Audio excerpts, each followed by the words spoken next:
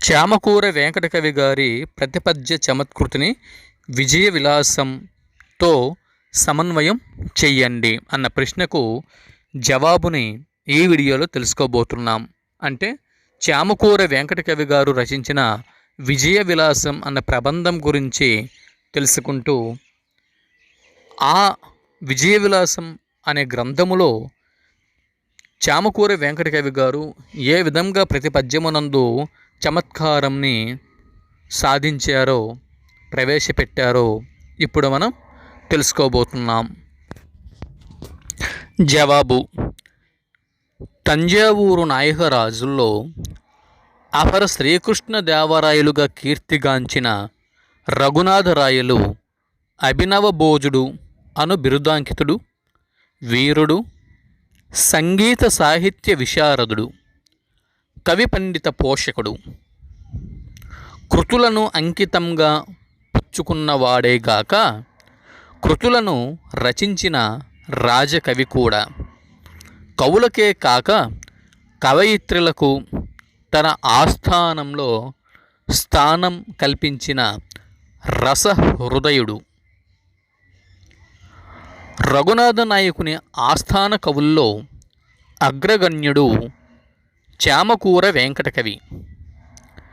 ఇంటి పేరు నసగానున్న కవిత్వం పసగా ఉన్నదని, చామకూర పాకాన పడ్డదని పండితులు, కవులు, విమర్శకులు బహువిధాల చామకూర వెంకటకవి గారి కవిత్వాన్ని ప్రశంసించారు.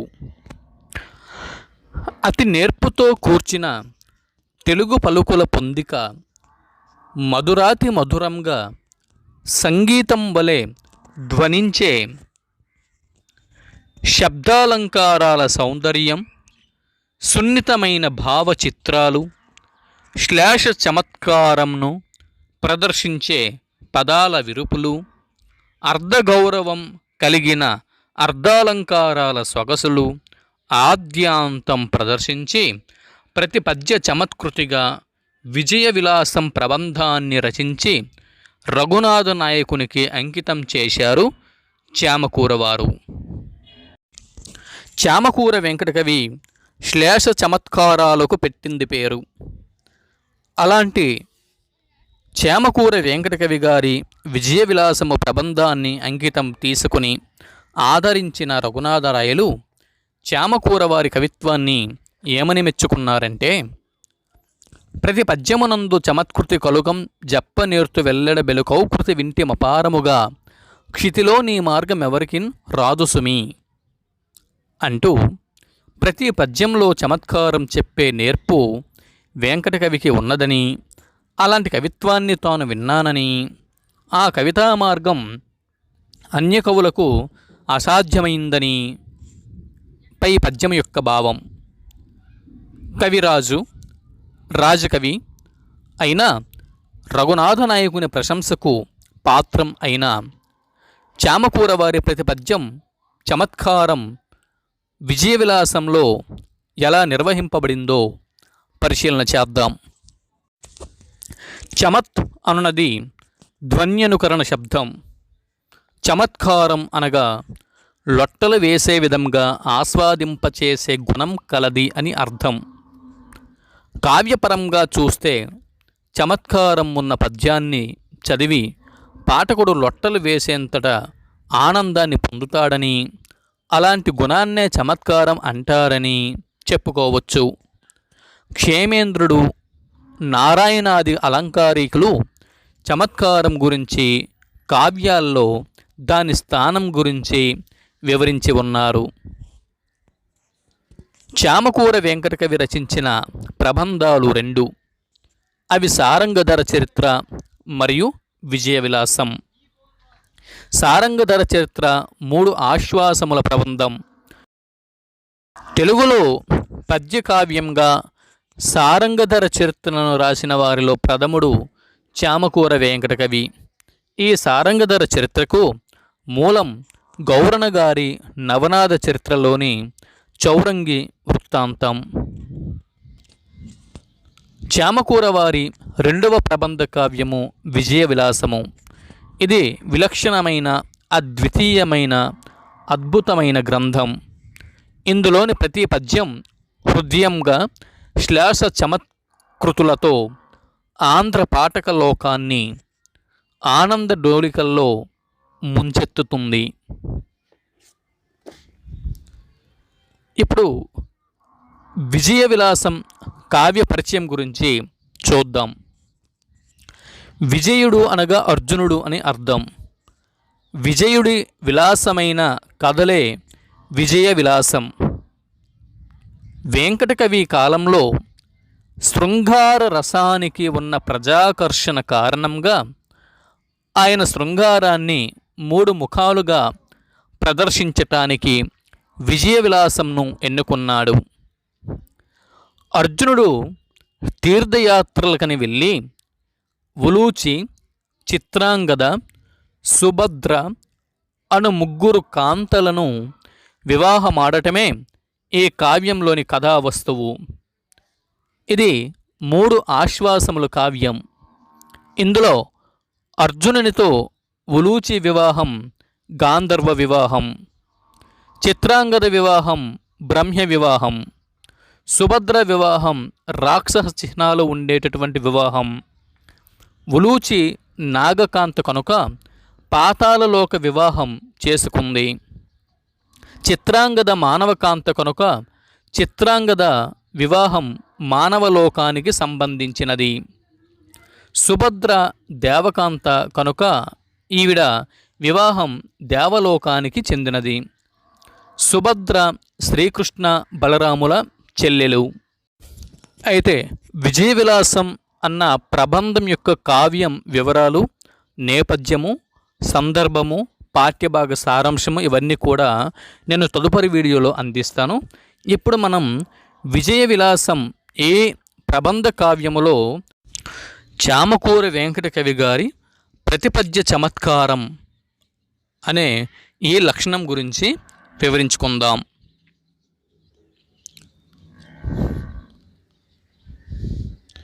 ఇప్పుడు విజయ విలాసంలో ప్రతిపద్య చమత్కారం ఈ అంశం గురించి మనం పరిశీలన చేస్తున్నాం. ఇందులో మొదటగా శబ్దగత చమత్కారం గురించి మనం చర్చించుకుందాం. శబ్దగత చమత్కారం శబ్ద ప్రయోగాన్ని ఆశ్రయించి ఉండే చమత్కారంని శబ్దగత చమత్కారం అని అంటారు. చిత్రాంగదను వివాహమాడిన అర్జునుడు బభ్రువాహనుడు జన్మించిన తరువాత రైవతకోత్సవానికి వెళ్తాడు.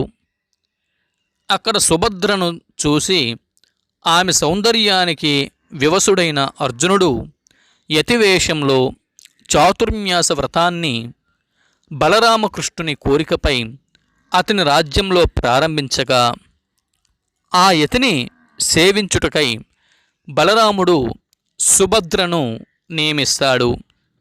అంటే వచ్చినవాడు యతి రూపంలో ఉన్నటువంటి అర్జునుడు అనే ఆ విషయం బలరాముడికి తెలియదు. రోజు సుభద్ర వచ్చి యతిని సేవిస్తూ ఉండగా ఒకరోజు తొందరపాటుతో ఆగలేక అర్జునుడు తన ప్రేమను సుభద్రకు వెల్లడిస్తాడు. అలా అర్జునుడు తన ప్రేమను సుభద్రాదేవికి వెల్లడించినప్పుడు చామకూర వెంకటకవి గారు శబ్దగత చమత్కారయుతమైనటువంటి ఒక పద్యంను ఇక్కడ సంధించారు. ఆ పద్యము మీరే చూడండి. చక్కెర కెంపు మోవిన్కని సారెకుం చిల్క మొగంబు వేడగాన్ చొక్కపు చిల్వ కప్పు జడంజూచి మయూరములర్రు సాపగాన్ చక్కని తమ్మి పూవడుగు జాడల గన్గొని రాజహంసముల్ త్రొక్కుడు పాటు చందగన్ వధూమని వచ్చుటలెంచు నెమ్మదిన్. అనగా సుభద్ర పెదవి చక్కెరల తియ్యగా ఉంటుంది కనుక సుభద్ర పెంపుడు చిలుక ఆమె ముఖాన్ని తినాలని ఆశతో వేడిందని, ఆమె జడ పాములాగా నల్లగా ఉన్నందున నెమలి ఆ జడను తినాలని అర్రుసాపిందని, సుభద్ర పాదాలు తామర పువ్వులా ఉంటాయి కనుక రాజహంసలు వాటిని తినాలని త్రొక్కుడుపాటు చెందాయని కవి చెప్పడం వల్ల ఈ పద్యములో శబ్దగత చమత్కారం కనిపిస్తుంది. తర్వాత విజయ విలాసము అను ప్రబంధమున అర్ధగత చమత్కారంకు ఒక ఉదాహరణని చెప్పుకుందాం. అర్థం వలన సాధింపబడిన చమత్కారాన్ని అర్ధగత చమత్కారం అంటారు. సుభద్ర అంతఃపురంలో విరహతాపానికి లోనైంది. చెలికెత్తెలు ఆమెకు శీతలోపచారములు చేయటం ప్రారంభించారు. ఆ ఉపచారాల్లో భాగంగా ఆమె స్తనాల మీద గంధం పూశారు. ఆ సన్నివేశాన్ని కవి వర్ణిస్తూ రాసిన అంగన గుబ్బ చన్మెరుంగుటందపు మేలి పసిండి కుండలన్ బొంగ దొడంగె జొబ్బిలగ పూసిన గంధము తాపవహ్నిన్ సంపంగి కటారి వీరునకున్ పాలును బియ్యములేని పొంగలో పొంగలియంచున్ ఆ అలరుబోడులు సారెకు గేలిసేయగన్ అను పద్యమున సుభద్ర దేవి యొక్క స్తనాల మీద దట్టముగా పూసిన గంధం విరహమనే అగ్ని వలన పెట్లి రాలిపోవడం చూస్తే పొంగలి పొంగినట్లుగా అనిపించి చెలికత్తెలు ఇది మన్మధునికి పాలు బియ్యం లేని పొంగలి అని ఎగతాళి చేసినట్లు రూపక ఉత్ప్రేక్ష అలంకారాలతో అర్ధగత చమత్కారంను ఇక్కడ చామకూర వారు సంధించారు. మన్మధుడు శివుడి మంటల బూడిద అయ్యి ఆకారం పోగొట్టుకున్నాడు. చనిపోయిన వీరులకు పొంగలి వండి పూజ చేసే ఆచారం మన దేశంలో ఉంది. పొంగలి వండేటప్పుడు అది పొంగి కిందకి జారిపడితే పూజ సంతృప్తికరమని భావిస్తారు.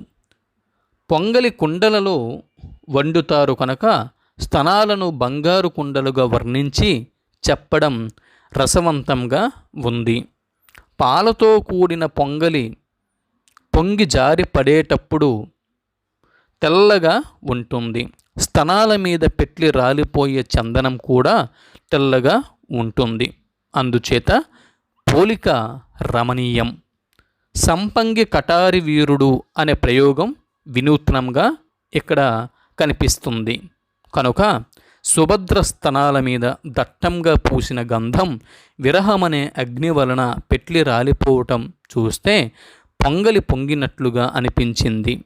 అది చూసిన చెలికత్తెలు ఇది మన్మధునికి పాలు బియ్యం లేని పొంగలి అని ఎగతాళి చేశారు అని ఇక్కడ అర్ధగత చమత్కారంని చామకూర వారు సంధించారు.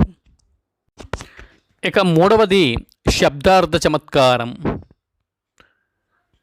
శబ్దము అర్థము ఈ రెండింటి ద్వారా సాధింపబడే చమత్కారమును శబ్దార్థ చమత్కారము అంటారు. విజయ విలాసము కావ్యమున చామకూర వెంకటకవి గారు సంధించిన శబ్దార్థ చమత్కారంకు ఒక ఉదాహరణని తెలుసుకుందాం. అంతిపురమున కరుగుచోన్ ఇంతి తిరిగి యోరగా చూచునప్పుడు శృంగార రసమపారముగాన్ ఉబ్బజాలెత్తెన్ ఔరా దాని చల మనోహర లోచనాంచలమ చలమా. అను ఈ పద్యములో అంతఃపురమునకు వెళుతూ సుభద్ర ఓరగా చూచినప్పుడు నీటి బుగ్గల వంటి ఆమె కను కొలుకుల్లో శృంగార రసం అపారముగా జాలువారింది అని చెప్పడంలో శబ్దార్థ చమత్కారం ఉంది. అంతఃపురానికి వెళుతూ సుభద్ర ఓరగా చూచిందంట. అప్పుడు నీటి బుగ్గల వంటి ఆమె కనుకొలుకుల్లో శృంగార రసం అపారంగా జాలువారిందట. చలమల్లో నీరు ఉంటుంది కానీ ప్రవహించదు. కానీ ఇక్కడ శృంగార రసం అనే ప్రవాహం అపారంగా ఉండటం వల్ల ప్రవహించింది అని చెప్పడంలో చమత్కారం కనిపిస్తుంది. ఇది అర్ధగత చమత్కారం. అలాగే పారం అనగా గట్టు, అపారం అంటే గట్టు దాటేటట్లుగా శృంగార రసం ఉబ్బింది అని అర్థం. అది చలమ అంచులను దాటి ప్రవాహ రూపం దాల్చింది. అపారం అనే పదప్రయోగంలో శబ్ద చమత్కారం ఉంది కనుక ఇక్కడ శబ్దార్థ చమత్కారం సాధించడం జరిగింది. ఇక నాలుగవది అర్ధాలంకారగత చమత్కారం గురించి ఇప్పుడు మనం చర్చించుకోవాలి. అర్ధాలంకార ప్రయోగం వల్ల సాధించే చమత్కారంను అర్ధాలంకారగత చమత్కారం అని అంటారు. ఇందుకు ఒక ఉదాహరణని పరిశీలిద్దాం.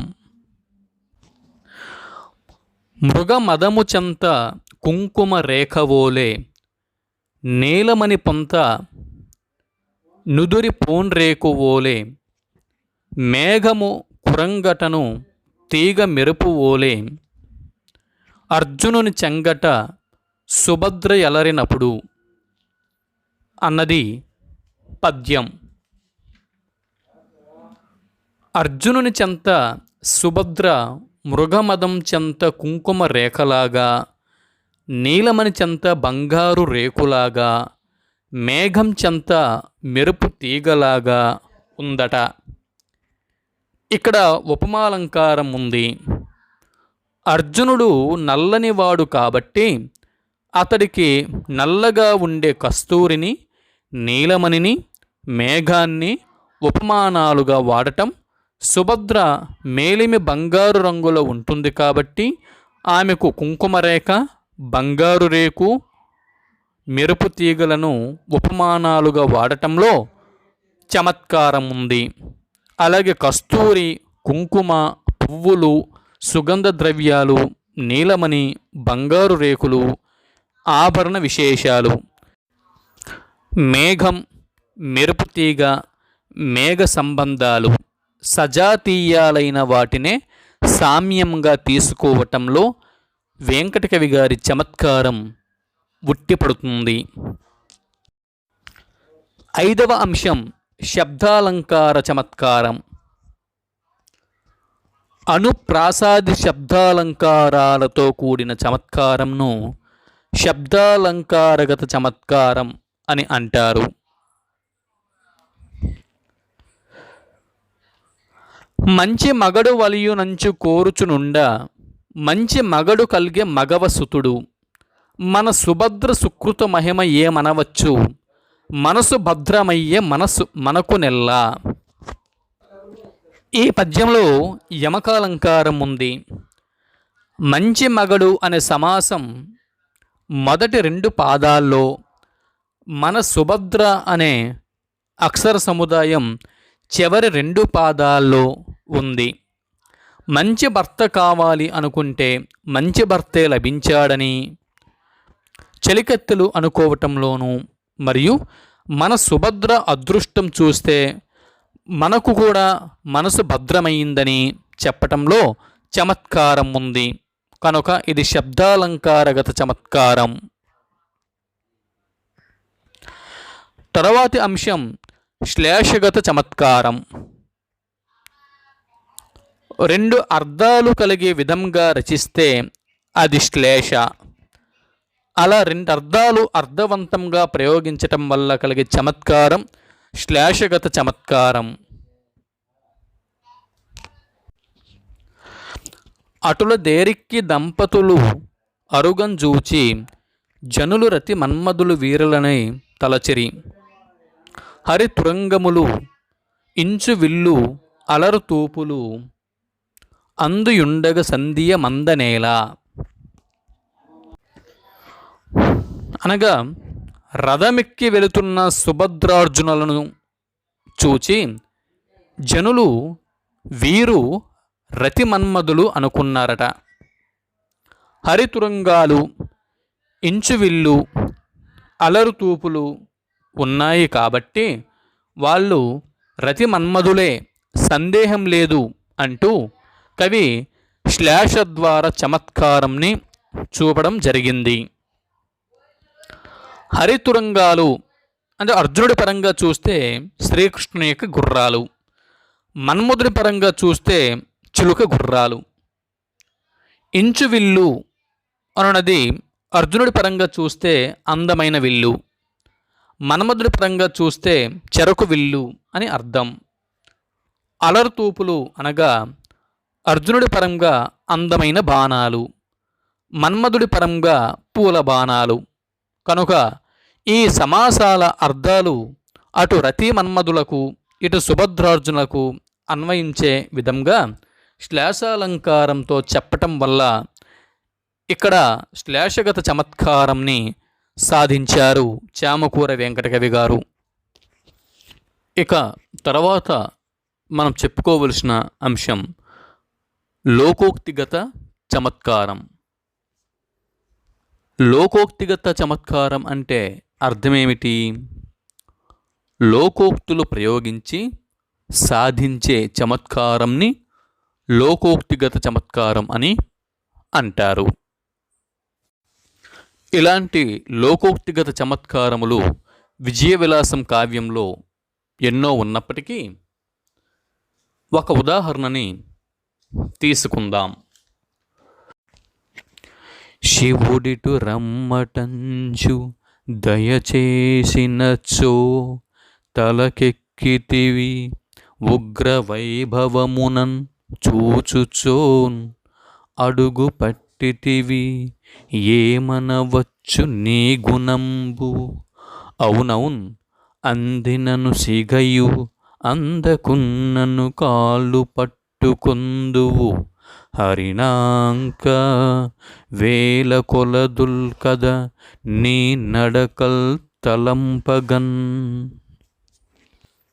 అను ఈ పద్యములో శివుడు ప్రేమతో పిలిస్తే చంద్రుడు తలకెక్కి అలంకారమయ్యాడు, దక్షయజ్ఞం సమయంలో కోపంగా చూస్తే పాదాల మీద పడ్డాడు, సుభద్ర చెలికత్తెలు అందితసిగా అందకపోతే కాళ్ళు పట్టుకునే స్వభావం నీది అని చంద్రుడిని నిందిస్తూ ఉన్న సమయంలో చామకూర వెంకటకవి సందర్భానికి తగినట్లుగా లోకోక్తిని ప్రయోగించి అద్భుతమైన చమత్కారాన్ని ఇక్కడ సంధించటం జరిగింది. ఈ లోకోక్తి ప్రయోగం వల్ల సందర్భానికి మరింత వన్నె చేకూరింది. ఇప్పుడు సామెతగత చమత్కారం గురించి తెలుసుకుందాం. సామెతలను ఉపయోగించటం ద్వారా సాధించే చమత్కారాన్ని సామెతగత చమత్కారం అని అంటారు.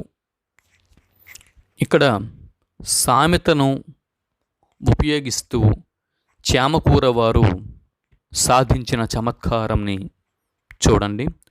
ఇన్నాళ్ళు సేవ చేయుచునున్నదియుం పోయే నేడయో కౌగిలి ఇమ్మంత చదువు పెట్టగనున్నమతియు పోయే ననుటహో నిజమయ్యన్ అను ఈ పద్యమున అర్జునుడు సుభద్రను కౌగిలి అడిగినంతనే సేవకు వచ్చే సుభద్ర ఆ రోజు నుండి రావటం మానివేసింది. ఆ సందర్భంలో చదువేస్తే ఉన్నమతి పోయింది అన్నట్లుగా కౌగిలి అడిగితే కౌగిలి ఇవ్వలేదు సరిగదా, అంతకు పూర్వం వచ్చి కనువిందు చేసే సుభద్ర రావటం కూడా మానివేసిందని అర్జునుడు బాధపడతాడు. ఈ సందర్భంలో ఈ సామెతను ఉపయోగించడం వల్ల చమత్కారం చేకూరింది కనుక ఇది సామెతగత చమత్కారం. ఇప్పుడు తర్వాతది వర్ణనగత చమత్కారం. వర్ణన కేవలం వర్ణన కోసం కాక కథలో కలిసిపోయే విధంగా సందర్భానుగుణంగా వర్ణిస్తే దాన్ని వర్ణనగత చమత్కారం అంటారు. మరి ఇటువంటి వర్ణనగత చమత్కారంని చామకూర వెంకట కవి విజయ విలాసంలో అనేక సందర్భాల్లో ప్రయోగించారు. అటువంటి ఒక ప్రయోగంని ఇక్కడ మనం చూద్దాం. నందకుమారానుజయరుతందన నందనుడు గట్ట దైవతపతి వేర్కం తెచ్చు తాలిబుట్టనన్ చంద్రుడు అరుణ రుచి భ్రాగ్దిశన్ గణనయ్యన్ అను ఈ పద్యములో ఇంద్రుడు తూర్పు దిక్కుకు అధిపతి. అర్జునుడి వివాహానికి బయలుదేరాడు. అర్జునుడు ఇంద్రుని యొక్క అంశతో జన్మించినవాడు కదా. అయితే సుభద్ర మెడలో అర్జునుడు కట్టడానికి తెచ్చే తాలిబొట్టులాగా చంద్రుడు బంగారు రంగుతో ప్రకాశించాడట. చంద్రోదయం కథలో మిళితమయ్యే విధంగా ఈ ఘట్టం వర్ణింపబడింది.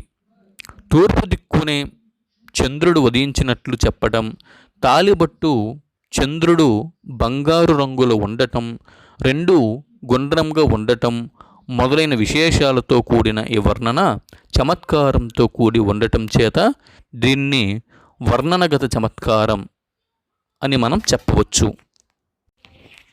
తర్వాత మనం చెప్పుకోబోవు అంశం ధ్వనిగత చమత్కారం.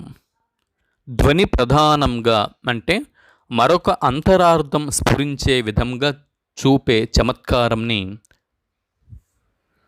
ధ్వని చమత్కారం అని అంటారు. విజయ విలాసం ప్రబంధ కావ్యములో చామకూర వారు సంధించిన ధ్వనిగత చమత్కారానికి ఒక ఉదాహరణను చూద్దాం. సుభద్రదేవి తాను కోరిన ప్రియుడు కోరి ప్రార్థించిన కౌగిలి ఇయ్యకుండా అంతఃపురానికి వచ్చి విరహతాపనకు లోనవుతున్నప్పుడు వదినెలు సుభద్రతో మేళములు ఆడుతారు అంటే పరిహాసము చేస్తారు. ఆ సందర్భమున చామకూర వెంకట కవి సంధించిన ధ్వనిగత చమత్కారంని ఇప్పుడు మనం చూద్దాం. ధ్వనిగత చమత్కారం అనగా ధ్వని ప్రధానంగా అంటే మరొక అంతరార్థం స్ఫురించే విధంగా చూపే చమత్కారంని ధ్వనిగత చమత్కారం అంటారు. అందుకు ఒక ఉదాహరణ, క్రాగియున్నది మిగుల నంగంబు సూడ గలవరించుచున్నది కలదొయేమో సోకుడు అల్ల సన్యాసికి చూపవలయున్ భామను అని పల్కెన సత్యభామనగుచ్చు. అంటే సత్యభామ చెలికత్తెలతో సుభద్ర మదనతాపాన్ని గురించి చెబుతూ శరీరం తాకితే కాలుతూ ఉన్నది, పదే పదే పలవరిస్తూ ఉన్నది, సుభద్రకు దయ్యం సోకిందేమో, సుభద్రను ఆ సన్యాసికే చూపాలి అని నవ్వుతూ అన్నది.